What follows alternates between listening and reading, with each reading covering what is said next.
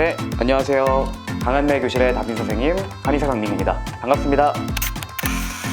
강한뇌 오늘 얘기를 해보려고 하는 주제, 날씨가 추워지면 더 심해지는 증상, 수전증, 손떨림입니다. 사실 이 손떨림이나 수전증이 추위와 무슨 상관이냐 생각하시는 분들 계시겠지만, 우리 추우면 몸이 움츠러들고요, 또 추울 때 오들오들 떨기도 하잖아요. 실제로 이 손떨림이나 머리떨림과 같은 본태성 떨림, 본태성 진전이 겨울철 더 심해지기도 합니다. 그래서 이 겨울철 더 심해지는 수전증이나 본태성 떨림의 증상과 원인, 그리고 진단법이나 해결 방법에 대해서 안내를 해드리려고 합니다.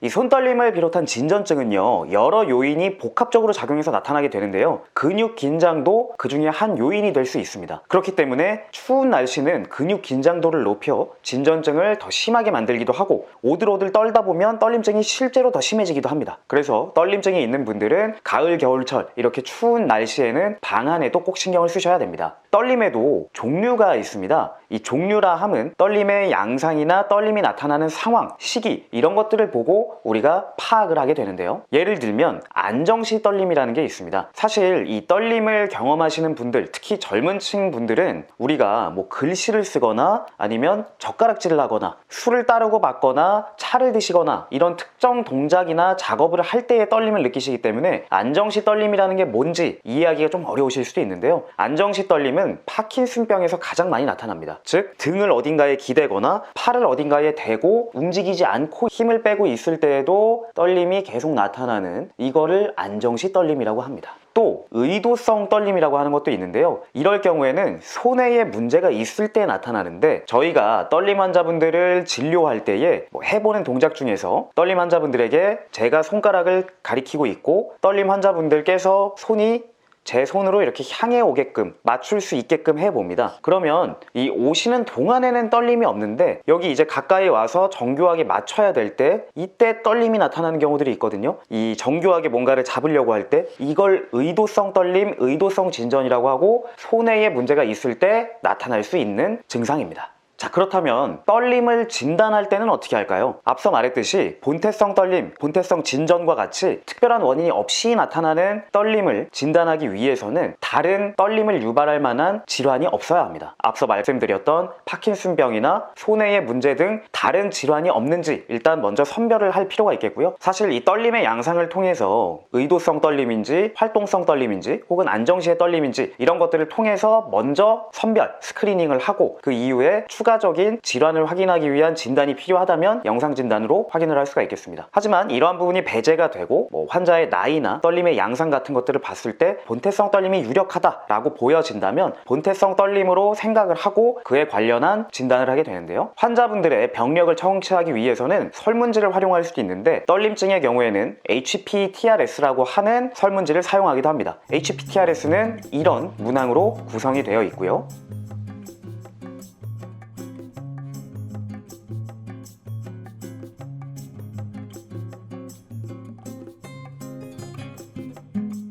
또 떨림을 경험해 보신 분들은 아시겠지만, 내가 손떨림이나 머리떨림이 있으면 주변을 굉장히 의식하게 되고 긴장을 잘하게 됩니다. 급기야 심해지면 대인기피증이 생기거나 불안, 긴장을 너무 과도하게 느낄 수도 있기 때문에, 그러한 성향이 보인다라고 한다면 저희는 BAI라고 하는 불안과 관련된 설문지를 추가적으로 진행할 수도 있습니다.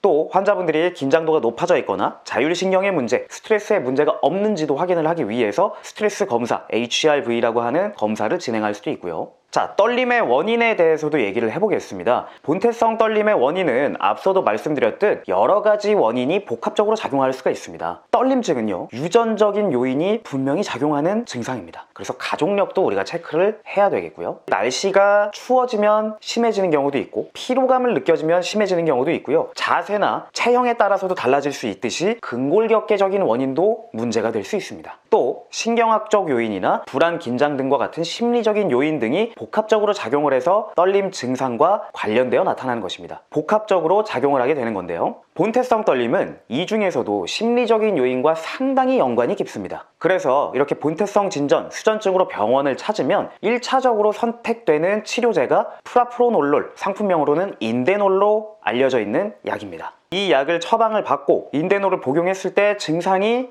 거의 보이지 않는다라고 한다면 이 환자는 심리적인 요인이 상당히 절대적으로 영향을 미치고 있었다라고 우리가 생각을 할 수가 있겠고요.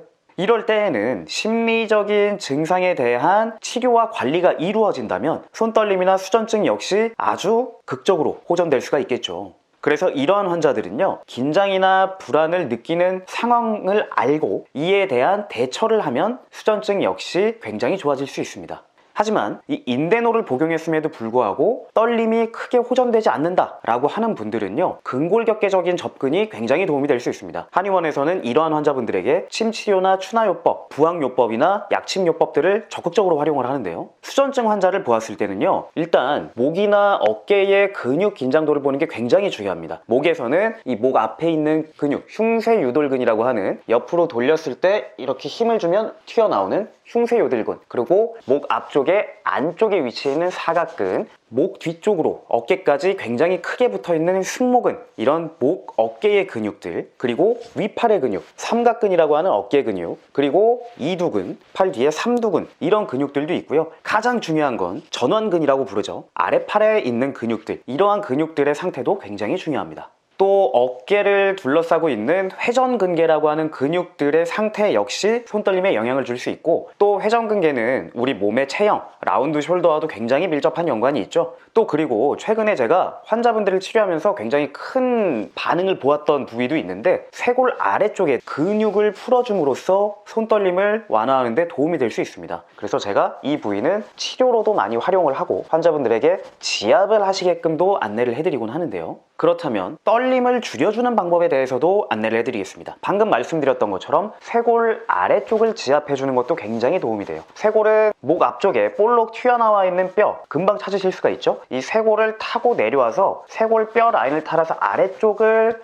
지압해 주시면 도움이 됩니다. 또 오구돌기라고 하는 부위도 지압을 해주시면 떨림을 완화하는 데 도움이 되는데, 오구돌기는 사실 찾기가 상당히 어려워요. 처음 찾으실 때는 말이죠. 그래서 이 오구돌기는 사진을 이용해서 찾아보시면 좀 좋은데, 대부분의 현대인들은 오구돌기를 눌렀을 때 대부분 뻐근해합니다. 그래서 이 주변을 꾹꾹 눌러주시는 것도 도움이 되고요. 저도 어깨가 좋지 않기 때문에 오구돌기를 지압했을 때 상당히 통증이 있습니다.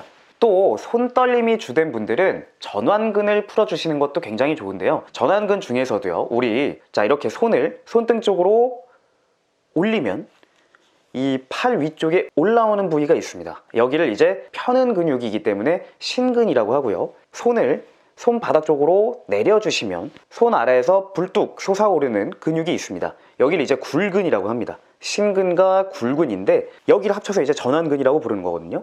이 신근과 굴근을 강하게 지압해 주시는 것도 손떨림을 일시적으로 완화하는 데 도움이 됩니다. 그래서 내가 추위를 느끼면서 손떨림이 심해졌다, 긴장을 하면서 손떨림이 심해졌다, 아니면 어떤 특정 동작이나 작업을 하느라고 손떨림이 심해졌다 하시면 이 신근과 굴근을 같이 강하게 압박해 주시면 떨림을 완화하는 데 도움이 될 수 있습니다.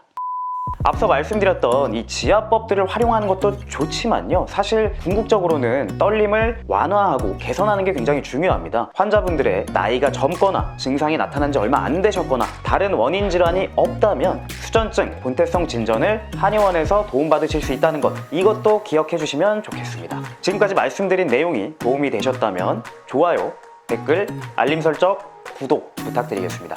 지금까지 강한내 교실의 한의사 강민구였습니다. 감사합니다. 강한 뇌